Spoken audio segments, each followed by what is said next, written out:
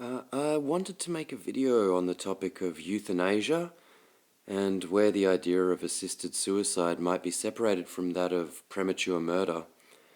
But basically, how we approach death as a society and discussing if assisted suicide could legally exist in Perth under specific circumstances. And I believe it does exist in the eastern states, but for some reason it's not legal Australia-wide, and I am just here to advocate for a policy regarding it.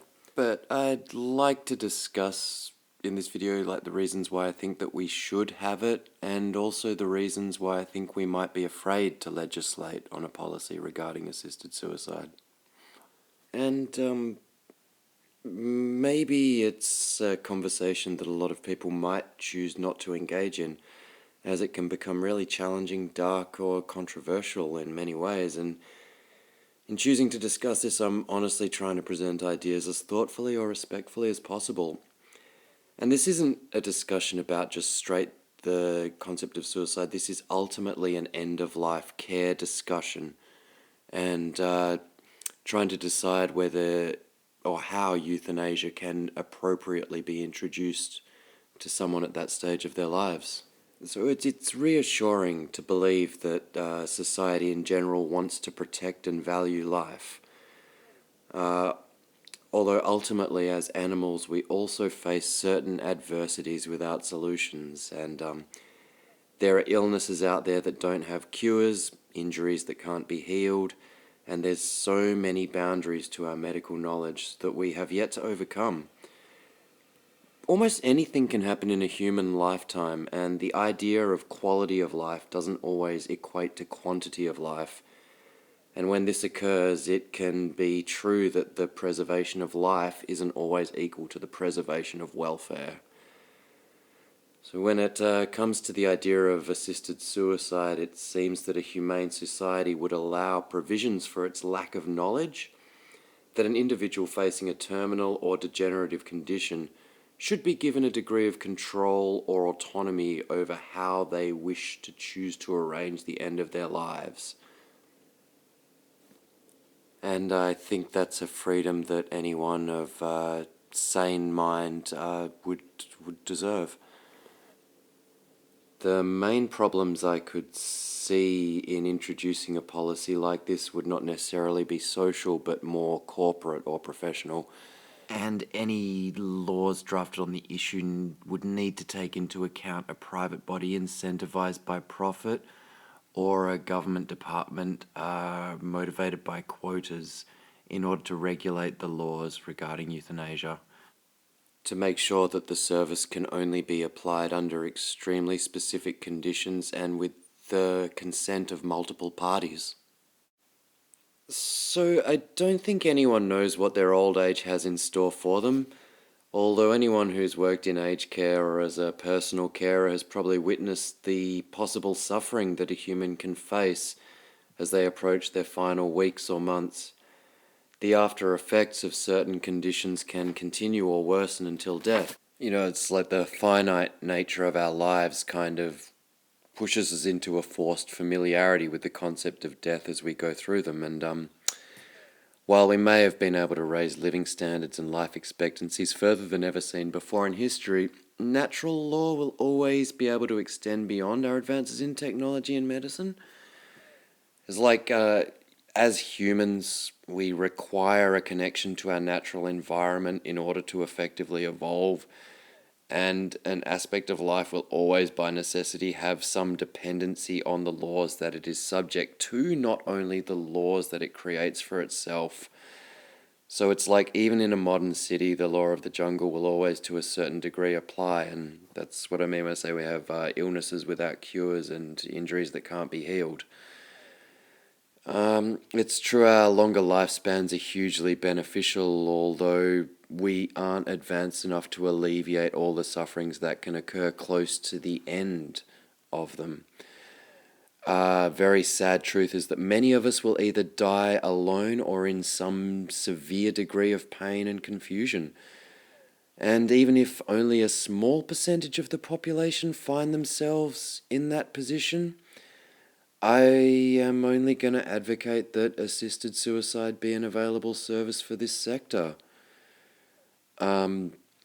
Many societies and aspects of our society in Australia are so confident and forthright in our celebrations of life and rebirth, but we shy away from a realistic appraisal of what the end of life is like. It's the short nature of our lives that makes them an event, and without an end, there wouldn't be a journey. So it makes sense to celebrate all aspects of a life in its duration and to value it in its passing. And I think it should be possible to create laws that reflect that to a degree. Like the issues in privatizing or implementing government-run euthanasia, as mentioned before, are innumerable, but not beyond regulation. And currently, it's good that options for elderly people in palliative care are semi-numerous. I mean, aside from facilities, there are amazing, well-trained and empathetic staff that practice and do incredible work in the industry. But there are limits to what aged care workers, nurses and doctors can do, though.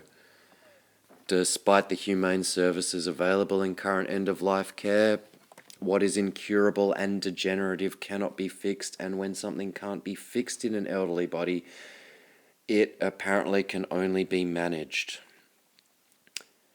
If needed for medical reasons, bodily functions such as breathing or ingesting food can become automated with the assistance of machinery like feeding machines or oxygen regulators. Wheelchairs can replace many mobility functions, not just for the elderly, but on this subject, applicable for the subject with the elderly.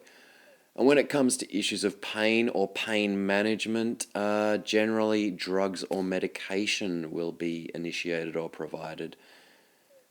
And these advances and options are an excellent service for someone vulnerable to be offered. That a country should provide all of this for its citizens represents a really humane intent from the population. And in most cases, they're true forms of assistance that aid someone to either survive longer or transition more peacefully with the least amount of discomfort when they are dying. Providing someone with the ability to survive longer than their natural lifespan is what humans do for the people they love, and that shouldn't change. I mean, on the other side of the coin, though, the road to hell can be paved with good intentions for all of us. It can be another matter when extending someone's lifespan exposes them to extended involuntary suffering for the emotional safety of others. Is it humane to prolong the extreme suffering of an individual at the end of their lives if they're suffering from a degenerative condition like cancer, like a stroke, like Alzheimer's, that has completely eradicated their quality of life? I would actually say that I don't think it is. I think there's a time to let go, and there are reasons that people put things like do not resuscitate in their care plans. It's because sometimes they won't have an existence to come back to after certain injuries. Their quality of life is completely gone. And ultimately, I think that quality of life is probably one of the most important things to acknowledge. But to end this, I'd like to put forward a hypothetical scenario for anyone that's wondering what benefit a euthanasia or assisted suicide policy would be in Perth. But it's a situation that could occur for anybody out there that may have been patient enough to sit through this. But seriously, though, this could happen to anybody. It can happen to the popular guy, can happen to the hot chick, can happen to the random, person, who knows. Imagine if at, say, age 60 you suffered a stroke that took away your ability to move or talk. This happens, and I might joke about many things, but this topic wouldn't be one of them. And like I said, also, it can happen to practically anyone, from the king to the chad to the nerd to the hot chick. Any of you could suffer from a stroke or neural damage, and what that does to you. Stroke victims suffer harder than any of us could imagine, in my experience. Imagine, you have a stroke, you can't talk or move, you spend 5 years in a nursing home being moved, showered, turned to avoid bed sores, And you're entirely dependent on others, and the quality of your care will vary. Just imagine being in that situation for 5 years. If you didn't already want a quick out, imagine you wanted to keep living, that's fine.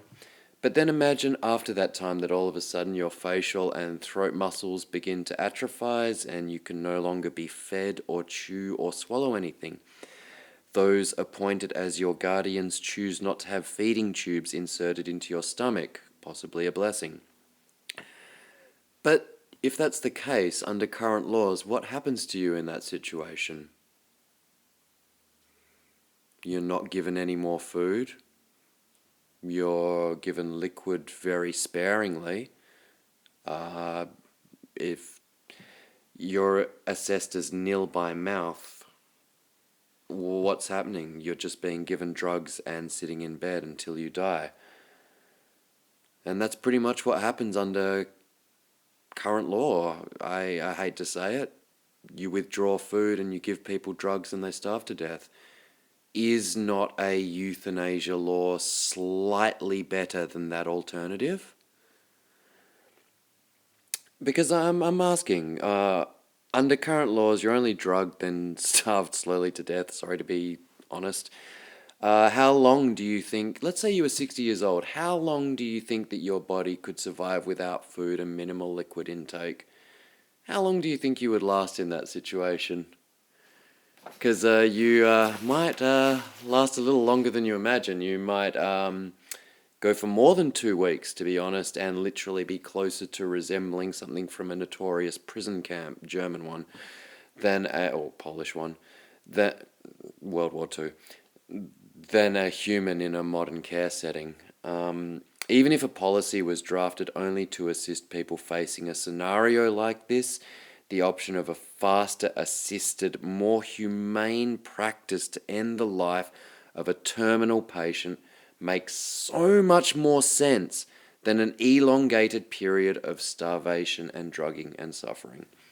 It's just one example of what can happen at the end of a life, but there are many examples like this, and to be honest, I think they all deserve appropriate, humane policies to acknowledge the suffering that an individual may experience in them and give them a degree of autonomy and personal choice over how they wish to face these situations as people.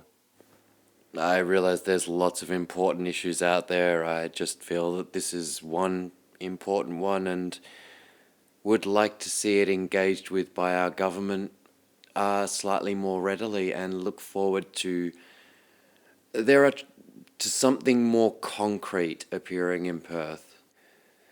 And in conclusion, so these are some of my thoughts on the issue. I'd like to speak about some of the other parts of this, but would also really like to hear from other people about their thoughts on this topic. And that's the end of the video. I really look forward to anyone's feedback, and thank you for listening, and wish you all the best. Right.